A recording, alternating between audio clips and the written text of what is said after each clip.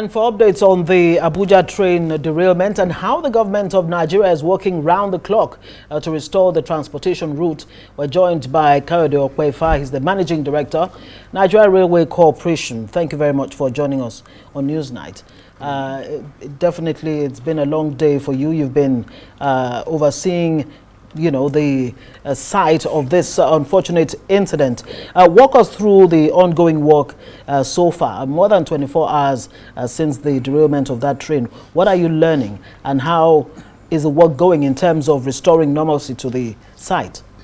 Thank you very much. Let me once again commend the media for the support they've given so far in helping to get the true story out. And on the issue of what we have been doing, I also want to say that I take full responsibility for the incident, because it's not yet been declared an accident, an incident, and by that I mean as the MD on safety matter, I have responsibility to ensure that the tracks, the rolling stocks are safe and people commute within the railway system at the national level in a safe, secured, and efficient manner.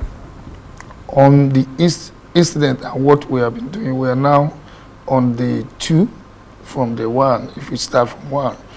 On the 1, we are able to remove the backup locomotive. There are 2 locomotives on this train, one in front and one at the back, so that if there is any incident, the other one can pick up.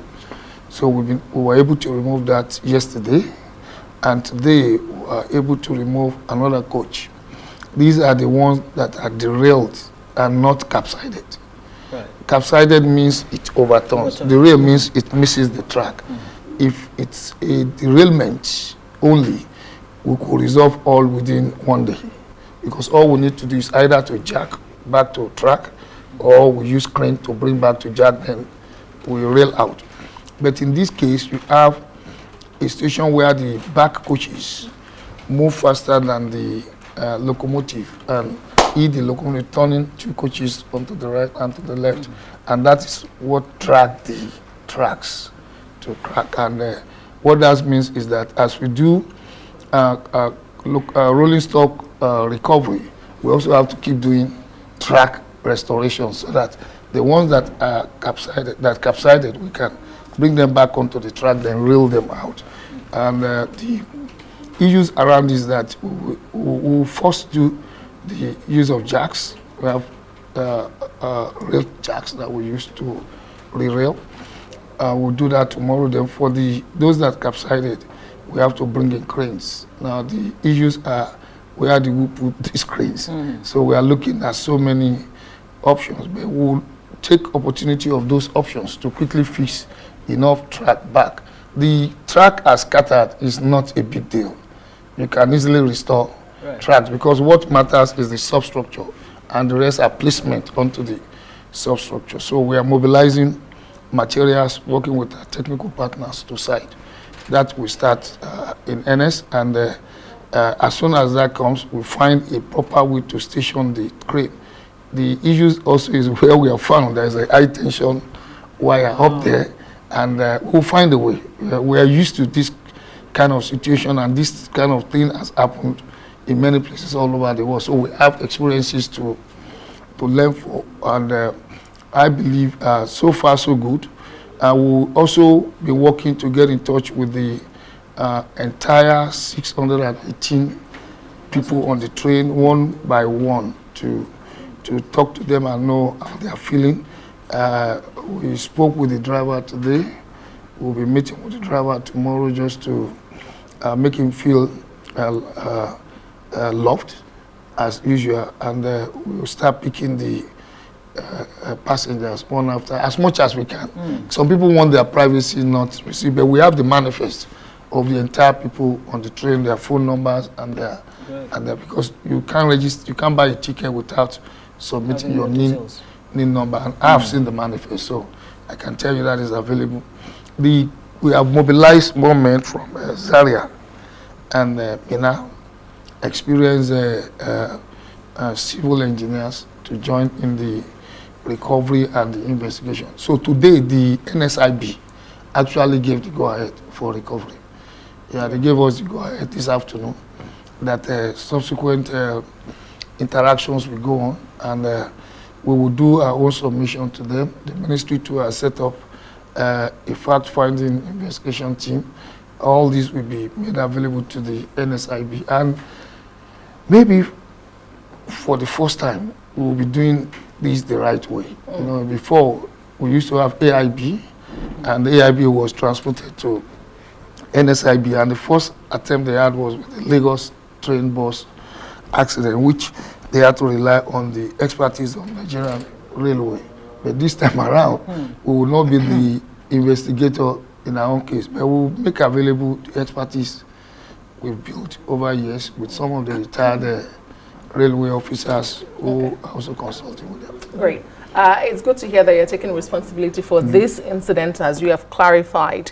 But can you tell us, because you did say something about the rolling stock from the back having that impact and allowing the derailment to happen.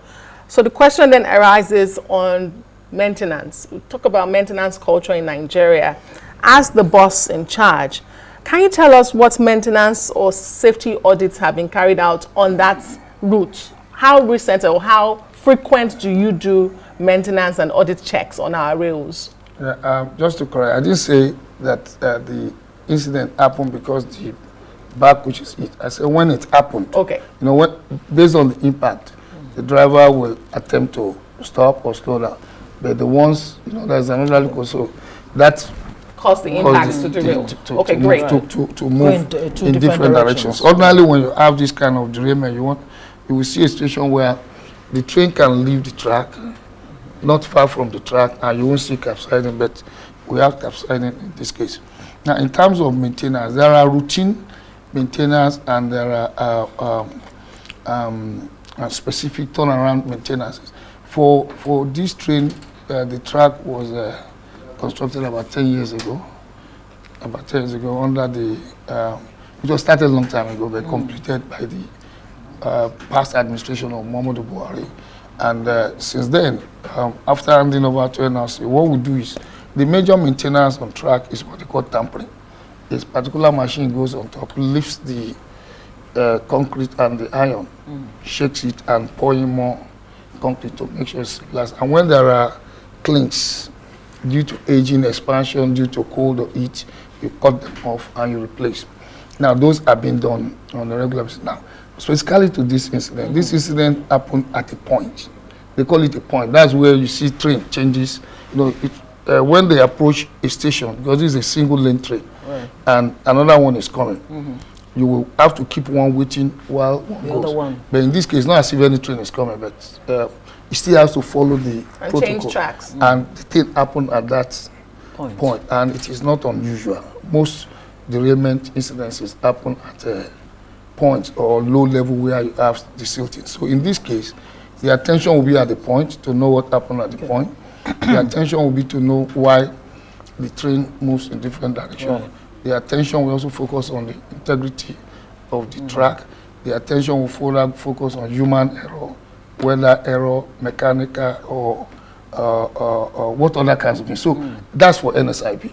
For us, we will do our own. We've done our own collections, and very soon, we will submit our own position, because we are now what do you call it?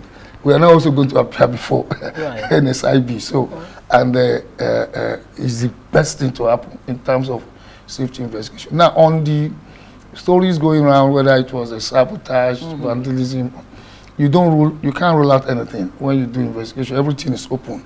It depends on what were found on site. The military people, and in fact, the GOC also was there. Right. The commandant of the civil defense was there. We don't know what they have collected from site, so they too will submit their own findings. Then there is no sign of boat removal that could occur, even though there are signs of one or two boats missing, like you have occurring almost every day. But if you have one or two bolts missing, that can it cannot lead to issues. That's only if it's close to where the point is, then you can. But when it's on a different track, you know, I told you there are two tracks. There is one just to shunt. We found some missing bolts, but not Is it normal for boats to be missing? And No, how soon? people are taking it now. So people take it. You see social media. So there's vandalism Not in going this case. on. No, not in this particular all over case, the country. but except it's least in the southwestern part. That is the Lagos Ibadan. But on the northern corridor, the north central corridor, the northeastern corridor, the eastern corridor is the worst. So is security being provided for these vulnerable corridors that you talk about? On the one hand, what safety measures are you actually putting in place to protect, these rail tracks from vandalization? I went for a conference. And secondly, you did say that you've taken responsibility for the incident. Are you also taking responsibility for the injured? Are you providing any kind of help? When I say I take responsibility as Chief Executive Officer, I take responsibility on behalf of Nigerian Railway Corporation, and we will do everything necessary to take care of the injured. And I told you tomorrow is the day of visitation. Yesterday was day of evacuation.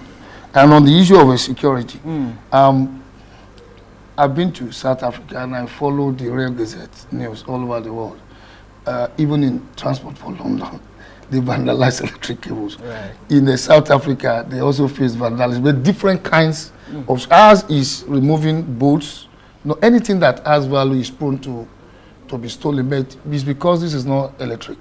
If it is electric and is energized, the level will reduce. And we want to appeal to communities around us and to those who are involved in these things.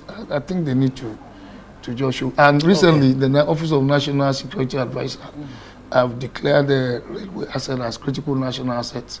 The IG has done that. The Civil Defense have done that. And there is a group committee now under the NSA looking at how best to manage some of this. Because we don't have much rail lines. Okay, we'll have to live in. We're planning to build more, and we have to make sure they are safe. Yes, indeed. Yes, indeed. Mr. Kayode Opeifa is the Managing Director of the Nigerian Railway Corporation. Thank you so much for following the investigation and revelations. And we'll keep you guys up. Thank you so much. Every day at 4 p.m. Excellent.